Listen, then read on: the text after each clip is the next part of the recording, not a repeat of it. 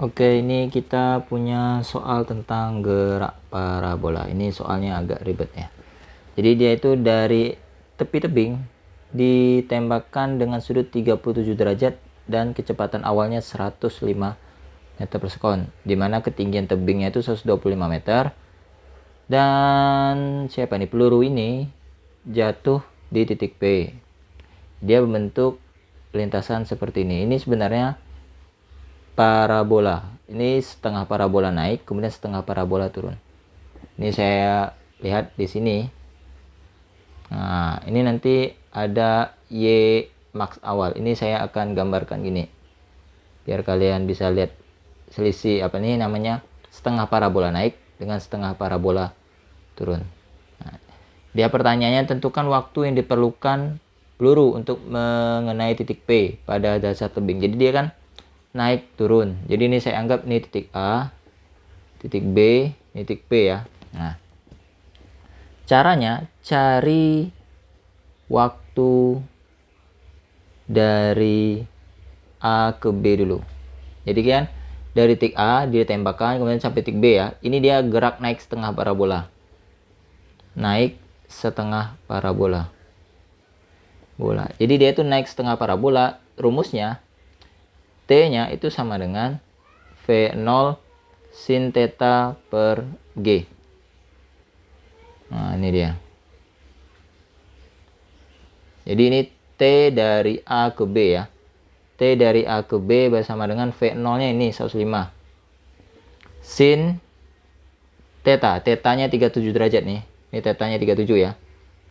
Theta-nya 37 derajat. Dibagi dengan G. G-nya percepatan gravitasi bumi 10.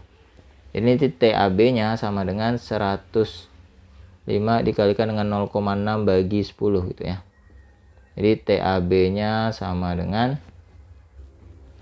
ini dapatnya 6,3 sekon. Nah, ini dia ketika dia naik TAB.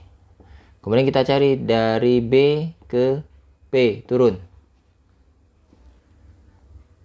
Cari waktu dari B ke P. B ke P. Ini turun setengah parabola. Nah, rumusnya nanti T sama dengan nah, ini nanti kita ambil dari rumus H dulu.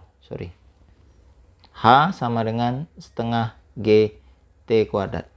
Nah, H-nya siapa? H-nya itu dari titik B sampai ke dasar. Nih, B sampai ke dasar ini. Ini H-nya. Nah, berarti kita harus tahu dari titik ini A ke B ini tingginya berapa. Nih, dari A ke B itu tingginya berapa. Itu bisa kalian cari dengan rumus gerak setengah parabola naik. Jadi nanti itu tinggi A ke B itu namanya Y max, itu sama dengan V0 kuadrat kalikan sin kuadrat theta per 2G.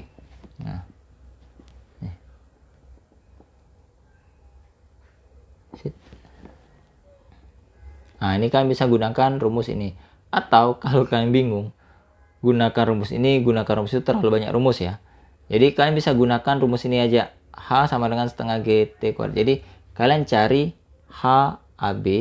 Berarti nanti ini setengah kalikan G kalikan T dari A ke B kuadrat. Jadi kan kalian sudah dapat nih TAB yang ini ya. Berarti kan nanti setengah dikalikan 10 dikalikan 6,3 kuadrat. Ini nanti dapatnya sama dengan 198,45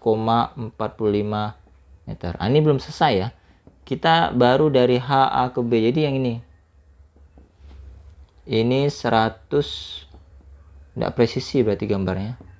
198,45. Nah, padahal ini cuma 125 meter ya.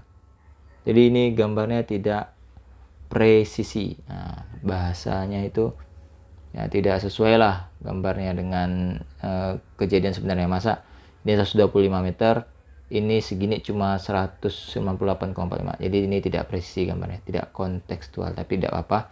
Yang penting rumusnya ini benar kita masukkannya.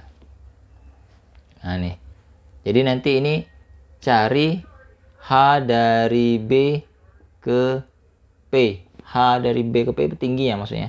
Berarti ini nanti sama dengan, sorry, ini tidak nampak ya nih. Ini 125 ditambah 198,45. Berarti H-nya sama dengan, dapatnya ini 323,45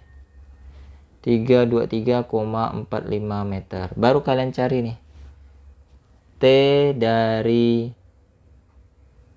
B ke P. Jadi nanti H BP tentunya ini sama dengan setengah kalikan G kalikan T dari B ke P kuadrat ya. HBP-nya yang ini 323,45. 323,45 sama dengan setengah kalikan 10 TBP kuadrat. Berarti 325,45 sama dengan 5 dikalikan TBP kuadrat, maka 325,45 dibagi 5 sama dengan TBP kuadrat. Ini dapatnya 64,69 sama dengan TBP kuadrat. Maka TBP-nya ini akar dari 64,69. Berarti TBP-nya sama dengan 8,043 sekon. Ya, ini belum selesai dari B ke P ya. Jadi kalau ditanya tentukan waktu yang diperlukan peluru untuk mengenai titik P. Nah, maka waktu untuk sampai atau mengenai di titik P, di titik P adalah jumlah yang ini tadi, T yang ini 6,3 ditambah dengan yang ini 8,043, berarti sama dengan 14 ya, 14,343 sekon. Nah inilah dia waktu yang dibutuhkan untuk peluru ini dari titik A sampai ke titik P. Jadi emang agak ribet nih pengerjaannya. Kalian harus paham konsep gerak. Jadi gerakannya itu pertama dia naik dulu setengah, kemudian dia baru turun lagi setengah. Kenapa tidak langsung aja? Karena beda kecepatan. Nah sekali lagi ini beda kecepatan. Kecepatannya ini tidak tetap 105 karena dia gerak parabola, berarti dia ada komponen kecepatan pada sumbu X dan sumbu Y. Makanya di soal C nanti ditanya nih, cari komponen vertikal dan horizontal dari kecepatan Y. Jadi kecepatannya itu ditanya. Ini tidak bisa sembarangan. Ini ditanya pada titik P tentunya ya.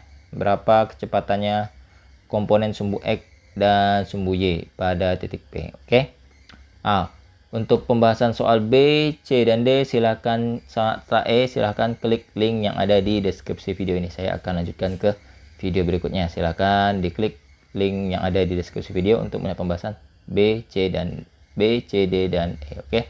Sekian, semoga bisa diikuti proses berpikir soal yang A ini yang panjang, lebar, dan ya tidak entur rudu juga nih. Nah, sampai berjumpa di video berikutnya lagi. Dadah.